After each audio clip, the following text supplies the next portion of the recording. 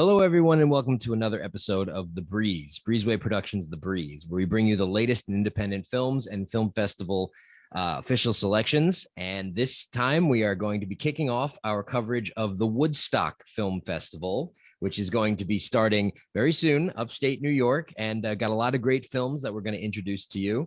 And today we have director NC Heikin, who's with us to talk about her film Life and Life. How are you? Great. I'm really happy to be here.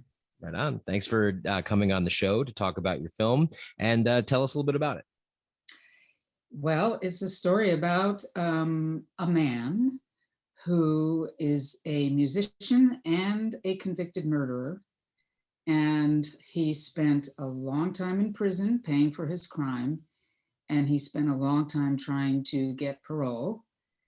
And something completely serendipitous happened, which is that I was at San Quentin State Prison putting on a jazz concert with a bunch of truly all-star jazz musicians like Ron Carter and Delphia Marsalis and George Cables and Grace Kelly, great people. Mm-hmm. And at the end of this was for another film, and at the end of this concert, this man, Reggie, his name is, stood up and asked if he could play a tune with the band. And we all looked over at the warden like, is this cool? We don't know, because there were so many rules we had to follow. The warden said, yeah, Reggie's okay. So Reggie got up on stage, Reggie Austin is his name, and he played a very respectable rendition of Sugar. And, we were like, oh, okay, cool. This guy had he had the chutzpah to get up on stage with these big stars for one thing, and for another, he was really good. And I heard after, through the grapevine, that he felt that night changed his life and led him to think of himself as a human being again, which he had begun to lose after 33 years inside. And the next parole hearing, which was 2 years after that, he got out. So it was kind of amazing. Did you know after he played his rendition that you wanted to do a film about this gentleman? I know, it just, kind of passed me by. I mean, I thought it was an interesting moment, and we filmed it because we were filming the whole concert. Oh. So we luckily had that. But, when he got out, I thought, this could be a nice little short about the power of music and what a equalizer it is, what a human thing it is, what joy it brings and liberation it brings. Because one of the things he said, and we could see on the faces of the prisoners when we gave the concert, was music sets you free. You're not a prisoner when you're listening to music. You're just a human listening to music and grooving on it. Did he learn how to play while he was inside, or is this a skill he had beforehand? No, he was already a professional musician, and he just got messed up on drugs. He became a drug addict. And as these stories go, drugs just, ruin your life. And they definitely ruined his, and big time. And people around him, including, his poor victim. He never has said, I'm not guilty. There's certain power in that, and saying, I did what I did, and I should have been punished, and I was.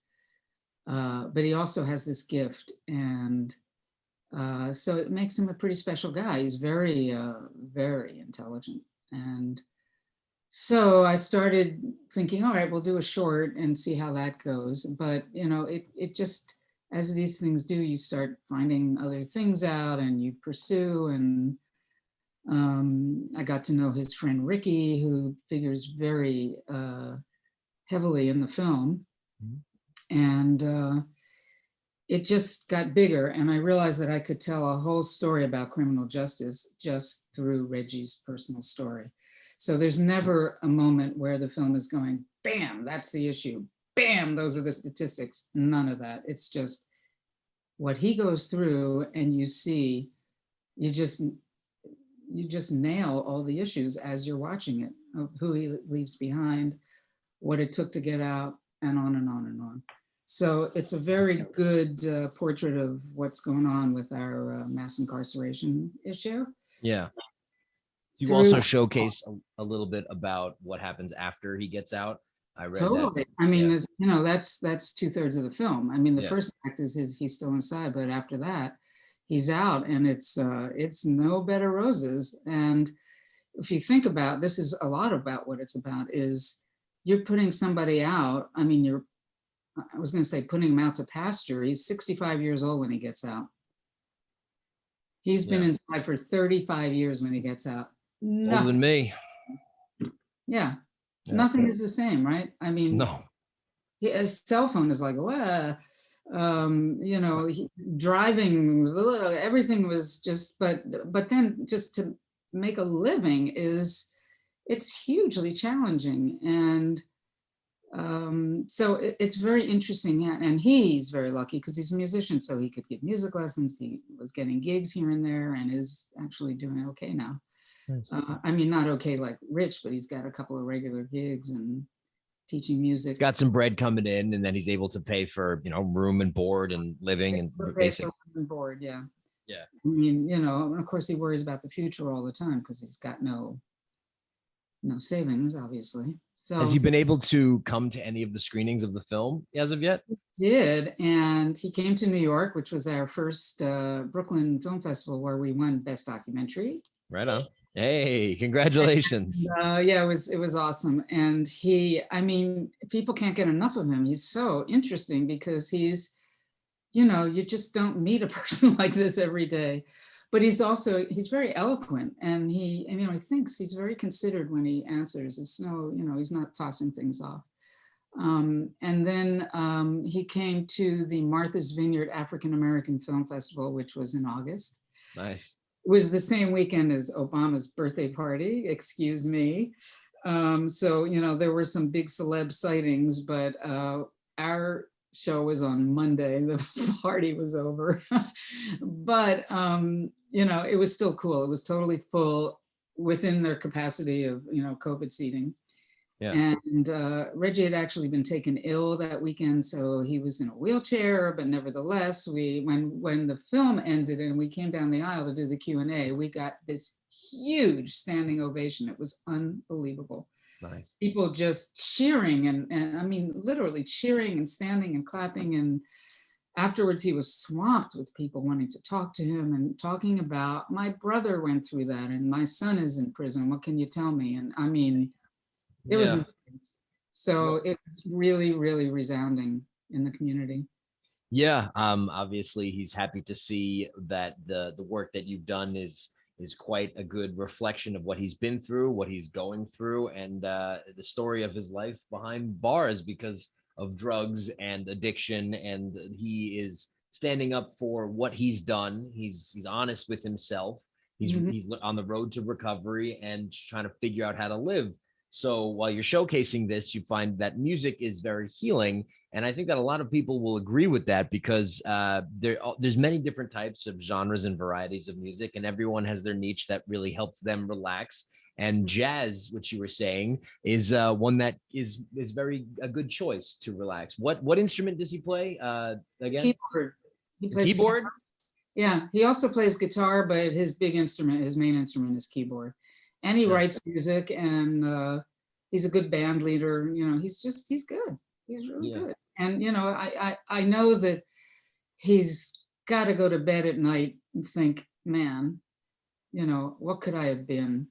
What could I have been? I'm sure. But he's making up for it. He's doing okay. He's doing the best he can. And he's gone back to teach music in San Quentin to help the guys he's left behind, which takes some courage, because he's got to face his trauma every time he walks in there. So I'm happy he was able to get out and now experience life and have some joy going to places like Martha's Vineyard and celebrating with people that have enjoyed the film.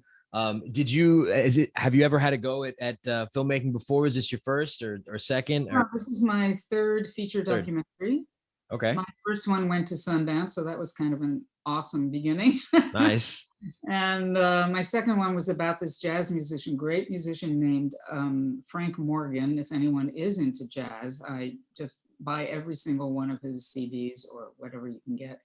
Sure. He's gone now, but he's a great alto player, and he spent a lot of time in San Quentin. And so making the film about him was why I brought this band in to play at San Quentin. Yeah. Uh, because he used to have a band there. So, I mean, inside of other inmates. Well, finding the stories of the inmates, and then some of them are really rehabilitating themselves through a lot of different mediums. In this case, it's music. And I'm congratulating you on your acceptance to the Woodstock Film Festival this So year. great And festival. what you're premiering, when are you premiering this film? October 3rd? October 3rd, Sunday morning, instead of going to church, all you Woodstockers, you're going to come see it's going to be a religious experience, Life in Life. It's at 11 in the morning on Sunday. Awesome. Well, I'm happy that you stopped by to talk with us about Life in Life. And in closing, is there anything you'd like to say to the Woodstock Film Festival organization? Yeah, I really want to thank you all for programming my film. Your awesome reputation precedes you. Thank you, especially Mira Blaustein. I want to thank my producers, Nicole London and Jessica Wolf, and my executive producer, the great,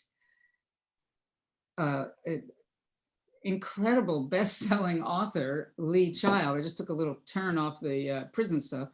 I don't know if any of you have ever read a Lee Child book. They're just awesome. He's our executive producer, and I want to thank him too. Amazing. Well, you had a great team behind you, and we're excited that you're going to be premiering in front of a wonderful audience in person at Woodstock this year. And we're hopefully people will be able to check out Life and Life. And stay tuned for more interviews that are coming up in regards to the Woodstock Film Festival here in New York. So thank you again for speaking with us, NC. And we hope that you have a wonderful day and people check out Life and Life. Thank you so much. Thank you for having me.